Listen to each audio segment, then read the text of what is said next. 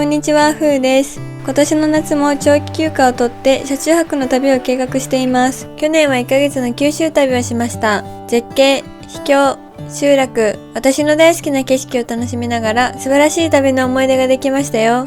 とはいえ、真夏のランクルは断熱材皆無の鉄の箱。日中は車内が50度にもなるので、暑さ対策は必須。去年の旅で確立した車中泊アイテムを紹介しながら、よくある質問にもお答えしていきますね。まず夏の車中泊で最も大切なのは電力なので、電気関係から紹介します。まずは電装関係紹介します。膨大な電力を使うポータブルクーラーと、その電力を補うための走行充電器、クーラー専用の 2000Wh のポタ電、床下には機材充電用の小型ポタ電です。これで合計 3000Wh の電力になります。充電方法はこの巨大な走行充電器です。素人でも簡単に取り付けができます。バッテリーにつないで、ボディの穴から車内に配線をつなげば完了です。クーラーで夜のうちに使った電力は、昼のうちに2時間走行すれば満充電になりますよ。旅中は毎日数時間運転するので、電力は実質無限なんです。この 2000Wh のポタ電はクーラー専用。ベッド下にスマホや機材を充電するための 1000Wh のポタ電があります。寝る時とかにアクセスしやすいように、こんな感じで線を取り出せるようにしています。機材の充電だけなら数週間持つので、クーラー用と機材充電用で完全に使い分けています。ここで注意。日中はクーラーの消費電力が跳ね上がるので、クーラーが使えるのは夜だけです。旅のスタイルとしては、日中車内で過ごすのは不可能なので、日中のうちに移動、食事、観光、温泉を済ませて、日が沈んでから車内に過ごすっていうスタイルになると思います。もう一つ注意。この走行充電器はオルタネーターという部品に負荷をかけます。私は大量の電気を使う夏以外は取り外しています。電装関係はこんな感じ。ここからは細かいアイテムを紹介していきますね。調理道具を雑に突っ込める便利なカゴ。とりあえずこれ積んでおけば量には困りません。テーブル兼収納ボックス。中は酒と調味料、衛生用品です。防犯用の目くらましライト。基本夜散策に出ることはありませんが、あると便利ですよ。街灯の少ない道の駅とかでも使います。大量の携帯トイレ。毎回どこで寝るかなんて決めてないので、山奥のトイレのないところで車中泊するとき用です。予備も大量に積んでます。おなじみの弾薬箱です。中には非常食が入っています。山奥の集落を撮影するとき、コンビニもないような山奥で晴れるまで数週間待機することもあります。そんな時のための非常食です。こうして車に積んでおくだけで、旅以外でもいざという時ランクルが避難部屋になってくれる安心感があります。そして同じ理由で、数日間お風呂に入れないこともあるので、汗拭きシートは必須です。去年めっちゃ助かったので、今年も大量に持っていきます。一酸化炭素チェッカー。車内で調理することも多いので、車内の角と角に一つずつ置いています。蚊の葉音を聞くとぶっ殺したくなるので、対策は徹底します。ランクルは換気の時この窓を開けるんですけど、これで蚊の侵入を防げます。もちろんこれ以外にも、蚊取り線香やベーブマットも焚きますよ。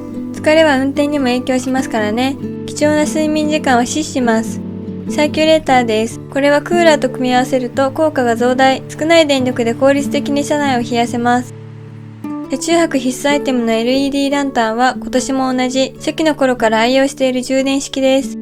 超強力ネオジム磁石もあると便利ですよ。鉄ボディの車だと内張を貫通して貼り付くので、どこにでも貼り付くフックになります。こんな感じで照明をぶら下げることもできますよ。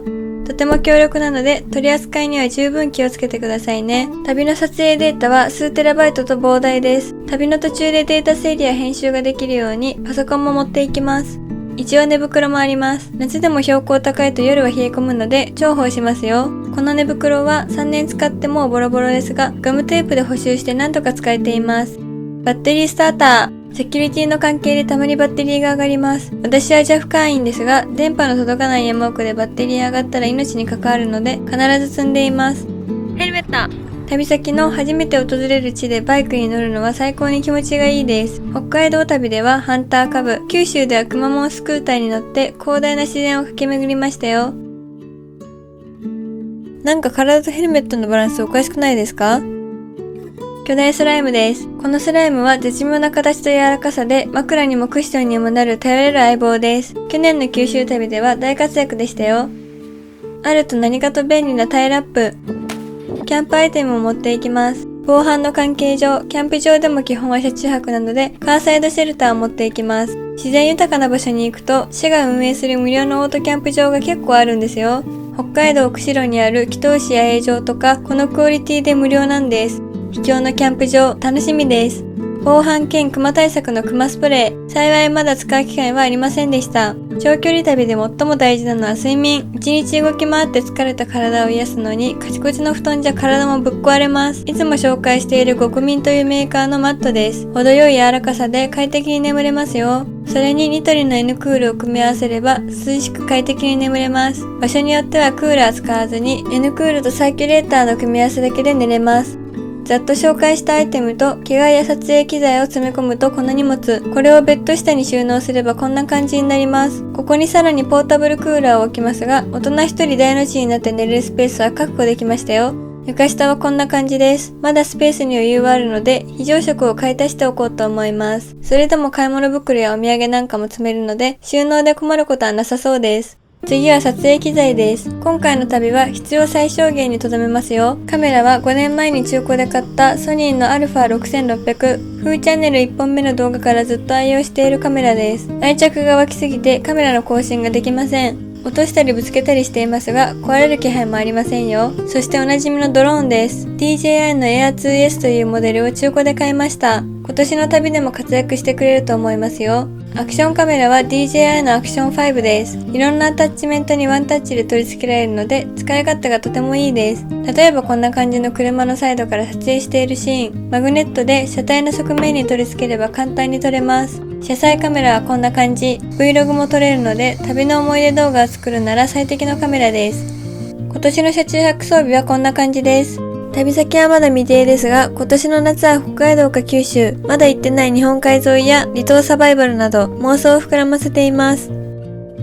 ここからはよくある質問にお答えしますね。旅の計画はどうやって立てているのかと、地図にない集落をどうやって探しているんだって質問をよくいただきます。私の旅はほとんど無計画です。最初にここだけは行こうって場所を決めて、それをつなぐルートを作ります。途中で案内看板を見て、面白そうな観光スポットに行ったり、ふらっと美味しそうなお店に立ち寄っています。車中泊場所も毎回その場で決めているんですよ。誰もいない山奥で過ごす一日や、絶景スポットで目覚める朝は最高ですよ。地図にない集落をどうやって探しているかなんですけど、バイク旅や自転車旅をしている方のブログを参考にしています。YouTube には載っていないような情報も多いので、とても参考になりますよ。なんで車中泊なのってよく聞かれますが、一番は宿代がかからないってのと、旅の計画を自由に立てられるからです。車中泊旅ならかかる費用は交通費ぐらい。毎回ホテル取ってたら、こんな旅はできません。旅の計画も宿のスケジュールに合わせると大変なんですよね。私は僻地の集落や秘境探索をすることが多いんですけど、判断はその場で臨機応変、無計画で自由奔放な旅が大好きなので、よっぽど疲れている時以外宿には泊まりません。いつも見ていただいている皆さんのおかげで、今年も長距離旅に行けそうです。思い出として残すための撮影も大事ですが、安全第一で楽しんできますね。よかったらまた見てくださいね。じゃあまたねー。